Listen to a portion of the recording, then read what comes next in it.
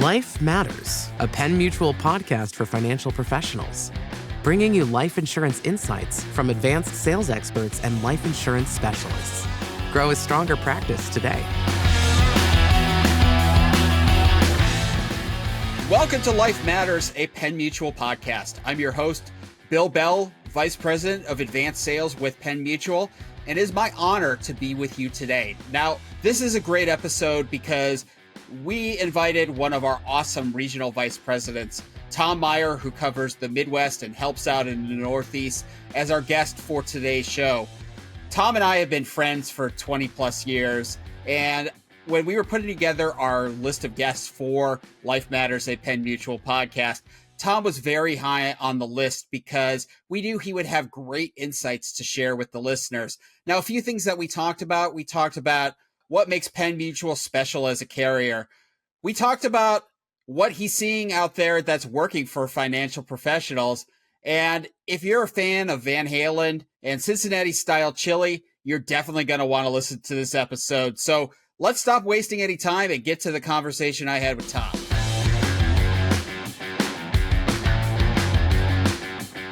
All right. It is my extreme honor to introduce somebody who owns many leather-bound books and whose basement smells of rich mahogany. My good friend, our regional vice president. What region do you serve, Tom? The Midwest, and I help out with the Northeast. So the Midwest and Northeast, Tom Meyer. Tom, welcome to Life Matters, a Penn Mutual podcast. Bill, it is an honor to be here and to share experiences as well as leather-bound books with you today. Oh, we're going to break into some Charles Dickens later on in the podcast episode here today. Just awesome. Kidding. I would never have any idea what it actually says inside those books. So we'll skip that. So Tom, somebody else put together some questions for me before I got to editing the script here for today. So I'm going to read some of these because I find them quite humorous. Okay. But the first one is, you've had an impressive career across the industry going back to the early 2000s.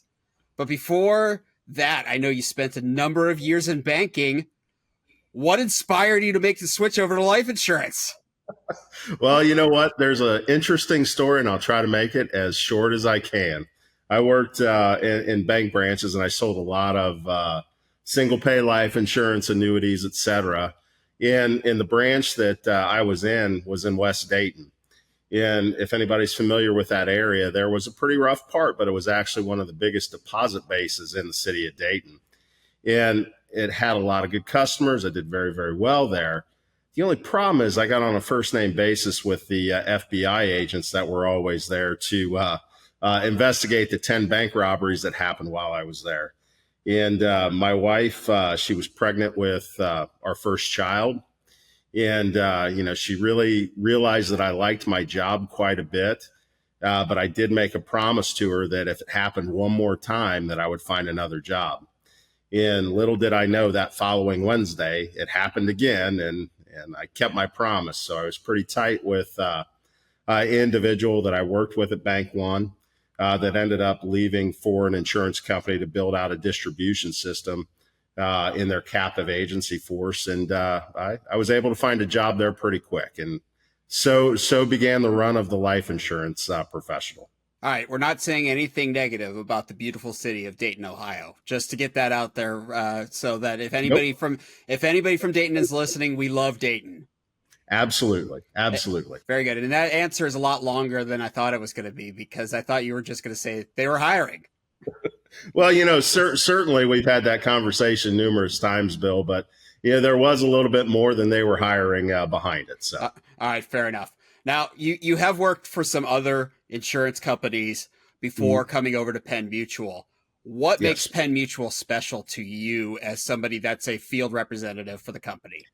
You know what? There are so many tangible things, like a great product lineup, the accelerated client experience, delivery system, insight, and the people, that work here. The thing that I absolutely love the most is the culture that's been developed from the top to the bottom. everyone in Penn Mutual understands who our customer is, and that's the financial professional. The fact that life insurance is not bought, that it's sold, in our company's commitment to provide resources to help our financial professionals, our customers, do one of the hardest things that there is to do, have very difficult conversations with their client about planning, is a testament to the company. And I think the fact that everybody understands that within the organization really has us moving in one direction, and it makes working here a whole lot of fun.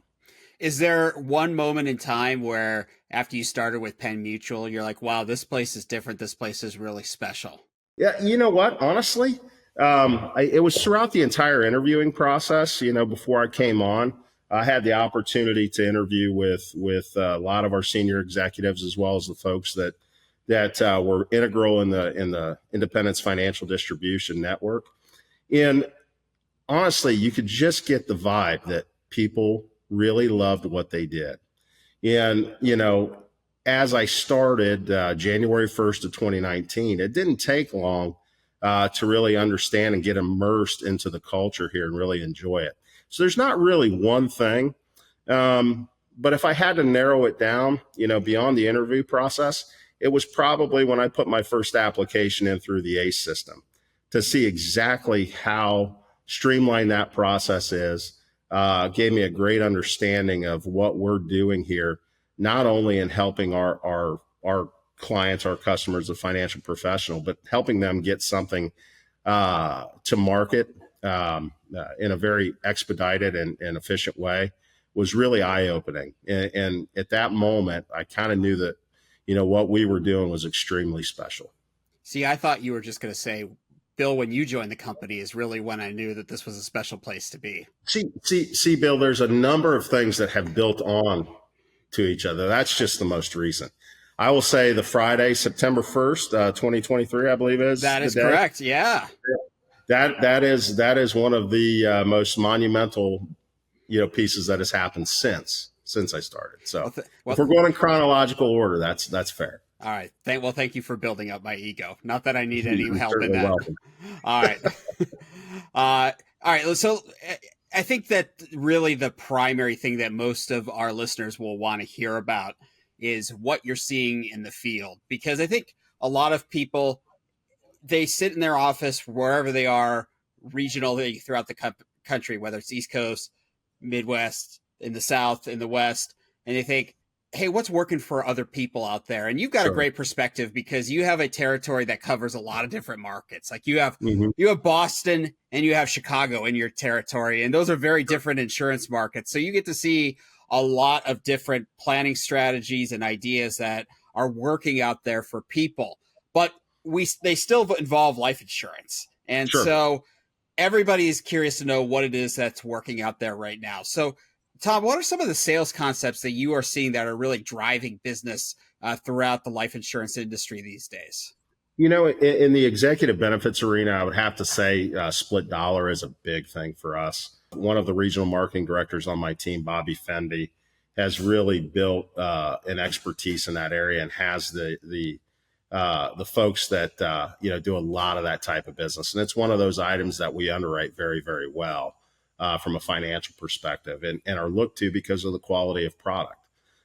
In addition to that, premium financing, even though interest rates have gone up, for the market that we are looking for premium financing to come out of, 15 million of net worth or higher, we're still very, very competitive in that space, and it's still a very good sale. And then, you know what? You had one of the guests on the previous one of the previous podcasts, Scott McHenry.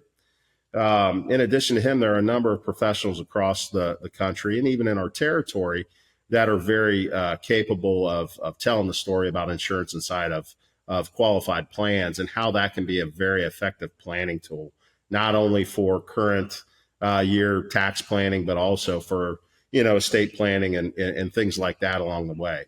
So I would say those are the three main topics. Day in, day out, we get into a lot of blocking and tackling with just basic protection needs and overfunded life insurance retirement planning types of sales. But those are the big ticket items that if I had to answer that right now, what is working best for us, it's those three items.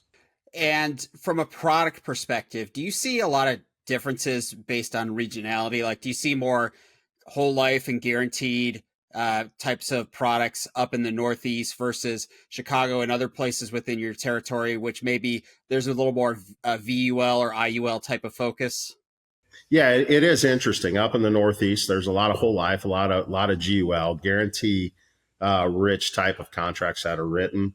I would say more in the Midwest. We're seeing a lot of IUL, VUL, and then kind of using a whole life insurance policy as an asset to overfund as that bond alternative. So it is kind of amazing. If you looked at the product mix between those two territories, they're not going to be drastically different, but they're definitely going to be noticeable. In fact, I think the Midwest region, last couple of years has been the number one writer of IUL inside of the Independence Financial Network. So that just speaks to that claim. And where are you seeing growth these days? I mean, we look at the metrics internally here, and we're definitely seeing more interest in VUL than in past years. But I Mm-hmm. mean, you as a regional wholesaler, regional vice president, you really see kind of what's being shown and what's being illustrated out there. Where is the growth as far as product lines go? VUL has definitely grown. The products that we have there with our limited distribution, it's been a great story and it's been a success thus far. We've seen a lot of folks come back to our IUL. We didn't make many of the changes and put bright, flashy signs all over our IUL and did some of the things. We kept our product transparent and easy to understand. And we've seen over the last probably 3 to 4 years kind of a return to that quality of a product that is easy to understand and honestly laden with guarantees. And then our whole life product, I mean, it probably accounts for about 40% of our total number in our region. And it's amazing. It's that old tin can, but that tin can got really flexible and accumulates a lot of money. And it's something that we've definitely taken advantage of.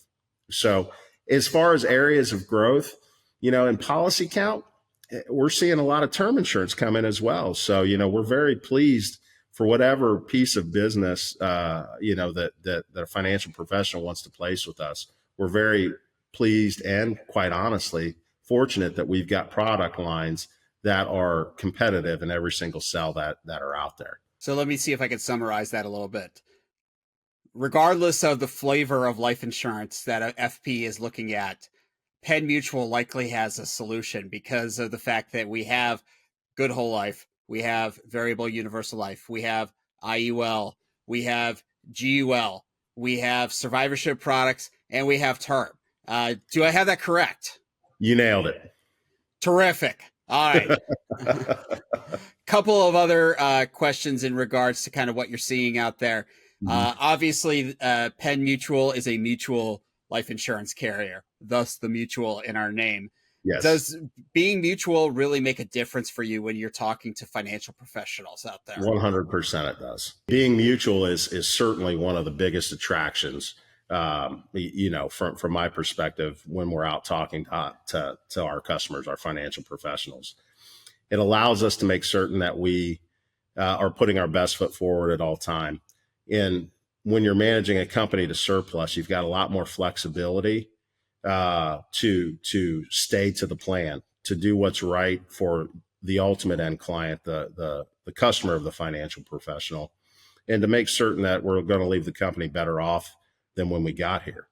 In our 177-year history, that doesn't happen unless we are a mutual structure. So for the high-end financial professionals that you work with that are working with affluent clients, do you really see a flight to mutual carriers, not just Penn Mutual, but other mutuals out there? Yes, absolutely. Absolutely. Because that story resonates that, everything is being done for the end consumer. And it puts a lot of trust in the high-end financial professional in product selection to know that we're managing the surplus, not the quarterly earnings, to keep a disinterested third party satisfied. Now, you've mentioned it already a couple of times, but the ACE platform, Yes. why is that a differentiator for you as a regional vice president? Well, it was developed long before COVID happened. When you take a look at the slowdown in COVID, we had phenomenal growth years during that period of time, and I think it had a lot to do with the system, continually being honed and being in existence. And what it's done is it's taken the life cycle of an application. Say it used to take 60 days. Now it might be 30 days or even less, depending on how quickly the client goes through. And the fact that we now have the ability to do up to 10 million with the potential to not have fluids or APSs is absolutely incredible. It's getting closer to, if you go to a car lot as an analogy, you shop around, you find the car you want, you typically leave with it at the end of the day. The more that we can shorten that life cycle of a life insurance application, the better off we're going to be in helping making certain that policy is placed. And I think that even speaks volumes, given the fact that our placement ratio is so high with ACE. This is not promissory in any way, but what is the fastest you've ever seen where somebody submitted a case through ACE and the policy was actually put in place? Okay, so for me personally, the fastest that I've seen, it was $130,000 target premium, and it was done in 2 days from the time it was started to the time it was paid. And that happened to be on a Friday too, where our commissions closed out. So the financial professional got paid the following Wednesday, Thursday. So, all in about a week's time, we had a start of an application to our financial professional being compensated for that sale. I've heard others say that it's been as quick as 4 hours. So, it's really amazing. It's a system that has you go through the entire process in such a way that you're not going to get nickel and dime for forms. Everything, in order to be submitted, goes sequentially so that it's in good order. And quite honestly, the experience from the client standpoint is fantastic as well and easy to understand. So have you seen any other carriers with anything close to ACE out there from an electronic submission standpoint? I've not, Bill. I've seen, the attempts to get there. The fact that we recently went up to 10 million on March the 1st is further proof that we are well ahead of the game. And honestly, have not. I don't think there is one out there like it. And hats off to the folks back in Horsham that came up with this delivery system and understanding of how to do it back in the day, because it's helped us out with policy count to make sure that we're a well-diversified company, and as well as improving that experience, not only for our customer, the financial professional, but their customers as well. Very good. And some of our listeners might not be aware, but Horsham, Pennsylvania is where the home office of Penn Mutual is. And so that is where the reference to the folks in Horsham that Tom just made came from. The fine folks in Horsham. The fine folks in beautiful Horsham. Because we don't just call it Horsham, it's beautiful Horsham. Beautiful Horsham. Beautiful Horsham. So any trends from a technology standpoint outside of ACE and kind of electronic submissions that you're seeing within the industry that you think are going to be a differentiator going forward for not just Penn Mutual, but for other companies out there? I think AI is going to have some sort of an impact on our industry. To what extent, I don't know. The beautiful thing about our industry is that it's relationship based. People that seek advice want to deal with the folks that are going to be giving it to them directly. So it's really hard to determine how things like AI will happen. But I do think that there are constant improvements if we just take a step back and look at the things that we're doing in addition to ACE that are going to continue to help not only pre-sale underwriting, but also post-sale with some of the advances that we've made on our insight system with push notifications, et cetera. Reminders to do certain things. It certainly is going to make the servicing of a Penn Mutual policy that much easier moving forward. To tell you the truth, I'm not really certain, outside of the items that we're doing, what to really expect from a technology standpoint. Just know fully well that 2 years from now, things could look completely different depending on how quickly they grab on. And I think that we are very, very blessed to be in a position to where we will take advantage of those items if it will improve the experience for our customers as well as our customers' customers. All right, we're going to change gears now a little bit and get a little more focused on what you do on a day-to-day basis. So Okay. I'm going to ask you two questions at once here. So obviously you've been doing this for a while and Mm-hmm. you've had thousands of meetings with financial professionals over the years.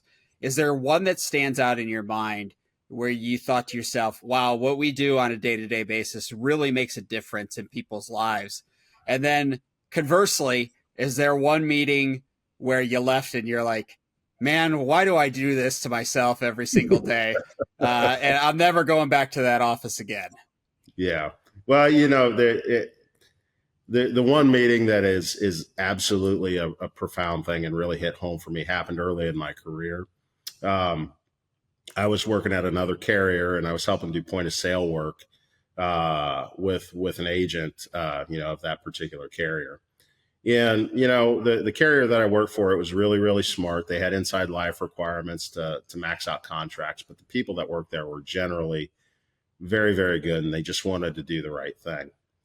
And I was helping this particular individual who had a newly married couple. They had had a child previously, but had gotten married, and it was time for them to get life insurance. And it wasn't much, it was maybe a $250,000 death benefit case that we put on the husband and another $250,000 on the mom. And this gentleman worked second shift. So he was going in at, say 3 p.m. and leaving at 9 o'clock. And we met him early around lunchtime, took the application, got the underwriting process started, got him approved, policy placed, et cetera. About 2 weeks after the policy was put in force, he was coming home from work, and he got hit by a drunk driver, and unfortunately, he passed on.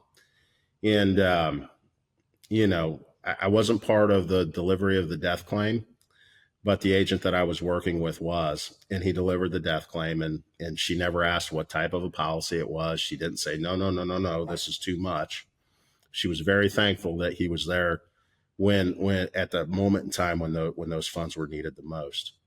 And a couple months after that death claim was delivered, he was in the neighborhood visiting somebody else, and he noticed, that she was taking groceries in, to the house from the minivan, and the child, I think that the daughter was 6 years old at the time, and he had turned around and he wanted to go in and just say hello and check in, see how things were doing. And by the time he had gotten turned around and got out of his car, they were in the house. It was a spring day, so the doors were open, and they had a nice screen door. And he went up and knocked on the screen door, and the little girl came to the door and could hear in the kitchen, the mom say, "Well, who is it?" Like that, and the little girl said, "It's the man that bought us our house." And that one hit me.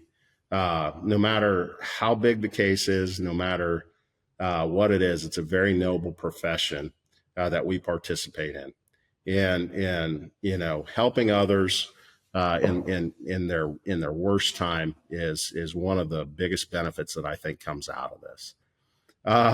On the other side, to answer your question, I've had a lot of meetings, thousands and thousands and thousands of meetings, and some that you think went really, really well and nothing ever comes out of it. And then some that, man, it just, what did I say kind of a thing, because it didn't go real well. But I can think of one where I called somebody by the wrong name and was summarily, continually, like 3 times. And this was early in my wholesaling career. I think the person's name was Chris, and I kept calling him Pat. And finally, he got up and he said, I gave you this time. You haven't got my name right. And he asked me to leave. So that one was on me. That was not on him. But I learned very, very quickly to make certain that if I didn't know the individual that I was sitting down with, that I grabbed a business card and never made that mistake again. Okay, those are 2 good stories. So okay. you even got me a little teary the story about the young family, because very true. It's a hard job that we do, but it really does make a difference in people's lives. And I think that the more people that hear those stories, the more motivated that they are to really help our clients and make sure that we're providing them the tools and resources that they need, because the products that we sell really do make a difference. 100% they do. And you know, it's all relative, that difference that can be made. And two things that will never be asked when a death claim is delivered, or two things that won't be said. One is a question. No one will ever ask what type of a policy it was. They don't care. And that same person will never say, no, that's too much. And really, when you get down to it, that's why I really believe that what we're doing in any capacity, whether, you know, you're selling directly to the end consumer, or you're supporting with an illustration, or you're going through a new business, or you're in a role like mine where, you know, you're out, you know, hawking the wares of a particular carrier. It's very, very important that we view it through that lens. And that's one of the things that keeps me going day in and day out. Well said, sir. Thank you. One last question in regards to kind of what you're seeing out there. Okay. So again, you've had thousands of meetings over the years with thousands of financial professionals. What are the traits that you see in financial professionals that make them successful? You know, they can vary, but I think the biggest things are a hunger to help. You know, yes, everybody wants to have a successful, thriving practice. But when you get down to keeping the main thing, how can we help clients, and how can we, you know, show our emotional intelligence to recognize things that might not be said? Those folks that have those two skills, you know, by and large will be successful in whatever they do, but especially in the financial services piece. Professionals that have the ability to build relationships, because this is the ultimate relationship business. You know, I've been very blessed in my career to be able to build relationships with people that not only do I view them as my customers, but more importantly, I'm blessed enough to be able to call them friends. And I think the folks that have that capability to be able to make that connection with their clients will ultimately be successful as well.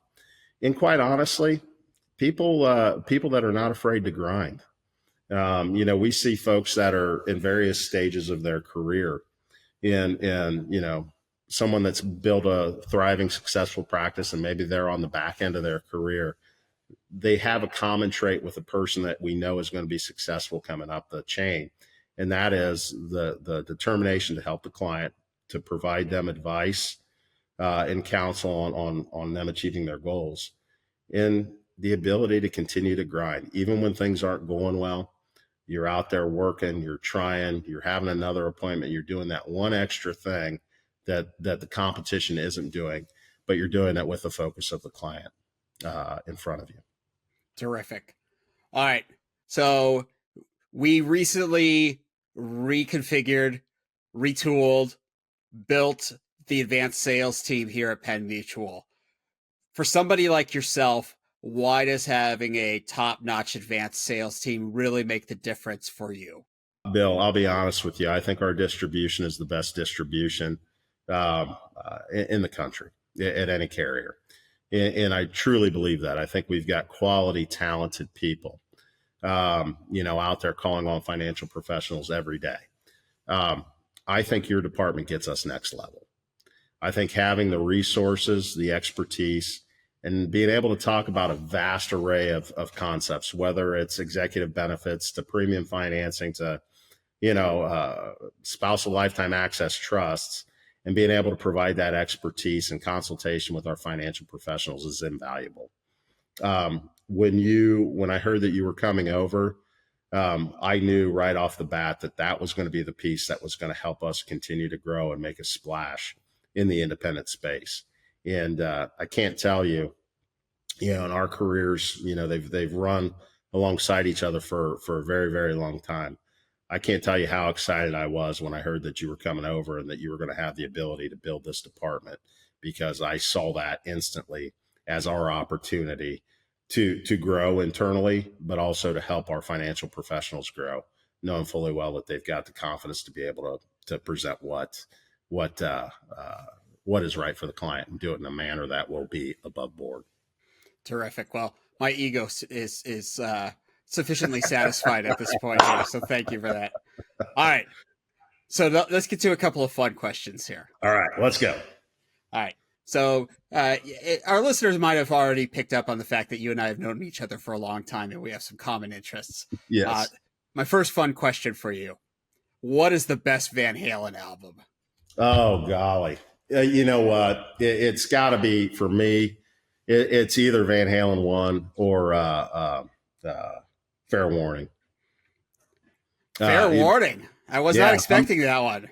I'm pulling that one out there because it wasn't quite the upbeat party rock. It was a little bit darker. You got Mean Streets on there. You've got Unchained. Don't Want to Hear About It Later. I mean, there's some good stuff on there. In fact, I Friday, a couple Fridays ago, I was making a trip back home from being out in the field, and I had made a playlist, and I shared that playlist with Ray Couchy, another Van Halen lover, not former Van Halen lover, another Van Halen lover, and it had no Van Hagar songs on there, and it was pretty heavy with Fair Warning. I'm not going to lie. Yeah, I was going to say we could completely dismiss the Van Hagar era. It's just not the same. No offense to the Red Rocker. I mean, a legend in his own right, but it's just a different band altogether. Yeah, it's not party rock. It wasn't party rock. Yeah. See, I would have gone with either Van Halen 1 or 1984. Another good choice, but I think ultimately Van Halen 1 is still my favorite. Yeah, nothing beats the bass line, don't, and Running with the Devil to start an album. I will tell you, though, my favorite Van Halen song is Panama. So it's on the 1984 album. So. Yeah, it's one of my favorites, too. All right. Now, another fun question for you. So on the last 2 episodes of Life Matters of Penn Mutual podcast, I had a co-host, Jana Washaka, who is one of our superstars in the advanced sales area. Yes. Now, Jana lives in Cincinnati, Ohio, and she has told me that she has a Skyline Chili about 2 minutes from her house, and she has never been. So my question to you is, what is wrong with her, and why? How can we remedy this? You know what? You just got to come to Cincinnati more often. I'll be honest with you. That's the only time in the year that I ever eat Skyline Chili is when you come in that visit that we have in December. So I hammer the cheese conies. You go with the four-way, yes. The four-way without onions, I believe. No, it's without the cheese. Oh, without the cheese. Okay. Yes. So yeah, I honestly, I think Jenna might have it right, my friend. But you know what? If I'm going to have Skyline, I would not want to have Skyline with anyone but you. All right. So I'll be there in December. Anybody that's listening that wants some Skyline Chili in December, if you're in the Cincinnati area, please reach out to Tom. We'll get it on the calendar. Maybe we'll have like a Skyline event where we talk about advanced planning and cheesy conies at the same time. Well, I think it's cinnamon that they put in that chili. That's the secret ingredient. So, anyway, we'll probably have like 5 different meetings and they'll be at Skyline when you're there in December. That sounds spectacular. Magical. The smell is deafening, if that makes any sense when you walk into a Skyline Chili. Yes, it does. All right. Last thing for you, and then we'll let you go. Any last advice for our listeners in regards to either working with Penn Mutual or just being a successful financial professional in general? Honestly, I think the advice that I would put out for anybody getting started in the business, whether it's from a planning standpoint or even a wholesaling standpoint, is any other industry, it's called plagiarism. In sales, it's called research. And what I mean by that is get together with your peers, learn what they're doing to make themselves successful. It doesn't mean you have to completely duplicate and copy what they're doing, but make certain things that they're doing your own and continue to develop and learn off of that. Build as many relationships as you can. It's a very small community, but it's a community that typically will reach out and help because it's a community of abundance. And that's one of the things that I like most about Penn Mutual is that we look at this business as as a business of abundance, meaning there are certain things that we are going to be very good at, and there are certain things that maybe we're not going to be good at, and we're going to do what we do well in our chosen markets to our best of our abilities. So get out there, meet people, share ideas, learn from others, because there's no other way to do it than that, in my opinion. Terrific advice. Well, Tom, we like to say on Life Matters, a Penn Mutual podcast, if you can't sing, just sit down and you can sing. So you could be back on the podcast anytime you want. So thank you so much for joining us here today. Thanks, Nighthawk. All right, Dragon, have a good one. So to clear up any confusion that all of you might have in regards to why Tom called me Nighthawk and I called him Dragon, Tom and I, as you might have figured out by listening to that interview, are both big fans of Will Ferrell movies. And at the beginning of the movie Step Brothers, which came out in about 2008, the two main characters call each other Nighthawk and Dragon. So we almost immediately started calling each other that, and we've been doing so for 15 years or so. So again, just wanted to alleviate any confusion that you, the listener, might have. A couple of housekeeping items before I leave you here today. If you have a question for me or for Tom or anybody associated with the show, you can send me an email to lifematters@pennmutual.com. That's a special email box that only I have access to, and I do respond to every email that gets sent there. Again, it's lifematters@pennmutual.com. Also, if you haven't done so already, please subscribe to the show on Apple Podcasts or Spotify or whatever your favorite podcasting app is. Subscribing or following the show is the best way to make sure that you don't miss any future episodes. Also, if you do subscribe on Apple Podcasts, stop by and leave us a review. We already have a number of reviews on the show page, but having 5-star reviews definitely helps boost visibility of the show. So stop by, leave us a review. It only takes a few seconds. If you write a little paragraph saying nice things about the show, I'll be your best friend. So please stop by and leave us a review when you do have a chance. With that, for Tom Meyer, I'm Bill Bell. Thank you so much for joining us here today, and I'll be speaking to you again soon. Thank you for watching. If you enjoyed this video, don't forget to hit that subscribe button and turn on notifications so you never miss an update.